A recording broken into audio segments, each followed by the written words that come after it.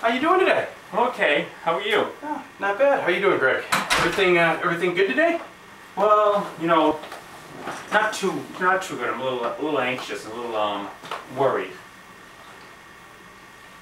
Well, What's on your mind? well, you know, I've been struggling, and I at school, and I think I'm going to fail out of graduate school, and I'm anxious about what I would tell my parents. They're paying for my schooling, and also my wife, you know, who's been looking for this promotion based off of my graduating from grad school. I just can't cut it. That's a lot of stuff going on that you have going in your mind. What is it? Just one class in grad school? Like, refresh my memory. How far along are you? I'm about halfway. So Okay. I'm could be flunking out and have to repeat some of the classes that I've already been in. Okay. Yeah, that's a tough one. That is a tough one. Is there something that has happened recently where you haven't been able to focus as well? Well, you know, work has been more demanding. They've been asking me to take on some more jobs, and in order to keep my job, you know, I have to take on these projects. And you know, I think, you know, my wife has been giving me some grief about not being able to do my share at home as well. Okay. Okay. What are some of the things that you're not being able to work with your spouse on? Some of the things, you know, just, you know, with the fall, even in the fall time, the cleanup of the yard, the raking, and, you know, some of the things that need to be done. And I need the time to study, because some of the courses are pretty demanding. Okay, okay. And then what's your relationship like with your parents? Well, my parents are pretty strict, and they're, you know, pretty distant, and my relationship with them has always been somewhat formal, and they're very proud of me, and they're proud of themselves, and I think, you know, they would like to see that their son has a graduate degree. Okay, okay. How does it, let's take a look at your parents for a minute. How does that make you feel? Well, it feels like I've let them down. You know, I don't measure up quite enough to what they expect, and you know, my brothers, you know, got through PhD programs, and you know, I'm the one that's struggling things with grad school. So I feel like I'm somewhat of the black sheep or the failure of the family if I don't keep up or do enough. I don't think you're a failure. I don't think you're in grad school. That took a big step to get into grad school, so that's good. Yeah, but you have a successful career. Everybody's parameters are a little bit different. I understand that you may be feeling to keep up with the Joneses, keep up with your brother. I can understand that completely. How different are you and your brother in terms of, you know, academics? You said he has, you know, 2 PhDs. What does he do? Refresh my memory. I have 2 brothers, each have a PhD, and I think they're more of the analytical, or the, you know, more bookwormish, and not very much physical. And I've always been more of the physical. Haven't been, you know, I'm not an Olympic athlete or a champion, but, you know, I think I'm different, where I'm better with my hands and better with, you know, more of the physical work than say my brothers. Are not good at that type of stuff. And okay. So we're different in that way. Okay, okay. In high school, let's go back to high school. How was the perception between your brothers and your parents, and how did that triad work? I followed behind the 2 older brothers, and they've always, you know, did really well, and I was expected to do like my brothers and be like my brothers. I did well, but not like my brothers, and I think and I also had sports at that time, but I wasn't like a champion athlete. I was, you know, a good athlete, but not someone who got a scholarship from it. Yeah. Were you a better athlete than your brothers? I was a better athlete than my brothers. They didn't do anything physical. They were more academic, so they really achieved academically. So what did you do that made you successful in your athletics? The athletics was because of a natural skill, but also I spent the time practicing and enjoyed it. So it was like play. So I would, you know, go off and do the baseball and the tennis, and you know, it was after school. It was enjoyable to spend time doing that. Gotcha. So you practice the skills that enable you to do the broader spectrum. Right. Excellent, excellent. Now, from an academic perspective, how did you do in your undergrad?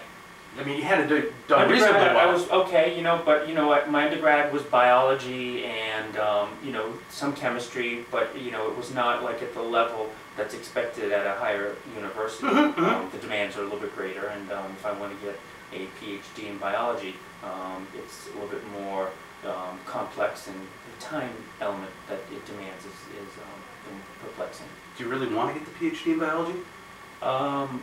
It'd be nice, it'd be nice to do that. I'd be able to pay for things for my wife and be able to live up to my parents' expectations and kind of fit the bill for what, smooth things out with most people in my life. Okay.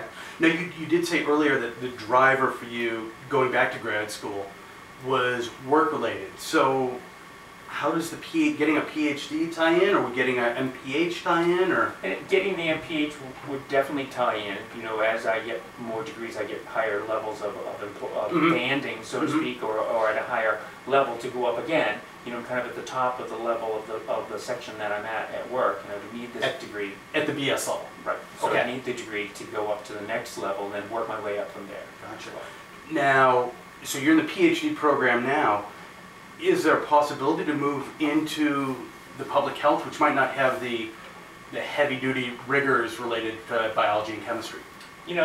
That would be a possibility. Yeah, I could think about that. That would give me the next level, the next degree, and definitely the math expectations and the time spent is not quite as great. Mm-hmm. Mm-hmm. Okay. Now, what about the perception with your spouse? Does she understand that that PhD might not be the only option for you? She would understand. I think it would have to be explained to her, inform her about some of the choices and what the options would be as far as my levels of employment and what maybe we may have to give up on. The size of the house, the type of the car. But yet I would be able to spend more time at home. Okay. And do the things at home too. More at the master's MPH level than at the PhD. A little more manageable. Okay. Have you had those discussions with your spouse? I've kind of hinted at it and trying to find the right time. I keep about to say it, start off, and she'll change the subject, and then I won't want to go further. I don't pursue it further. Yeah. A couple of suggestions that I found from when I was going through a similar thing with my spouse is I was able to relay quality of life at home. Yeah, it's going to stink in the short term, but it's going to get better because I'm going to have a higher pay grade. I'll have, more people working for me, therefore more work. So I really had to frame it up as saying, short term it's going to stink, but the long term is going to be drastically better.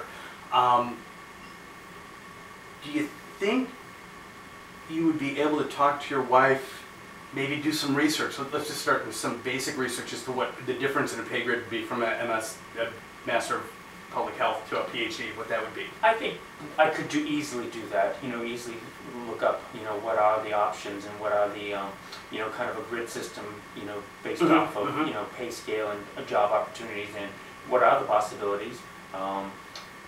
Going to another company, might be also the option as well. Okay. Now, have you had a chance to talk, is there anybody else from a professional standpoint that kind of went the PhD route and said, too strenuous, too much cost, whatever it might be? Have you had a chance to kind of try to talk to one of those types of folks, or? That's probably a good idea. I have an old roommate who's gone on, and we were close in undergrad, and I think I could contact him, and he'd be pretty honest with me as far as what other programs are, options in the demands of even a PhD versus an MPH, because he's pursued both. Okay, okay. So compared to how you walked in, you feel a bit better now? Absolutely. I think I feel much better, a little bit less stressed, and I think I'm leaving with a plan. You're leaving with a plan. So just let's make sure we're both on the same page. So the plan is going to be, first you'll look up some other data points. You'll call your old friend, ask him, hey, what was the difference when you went back for your PhD and then didn't go for your master's? And then put aside some time, maybe this might be a week and a half, it's going to take you some time to do that research.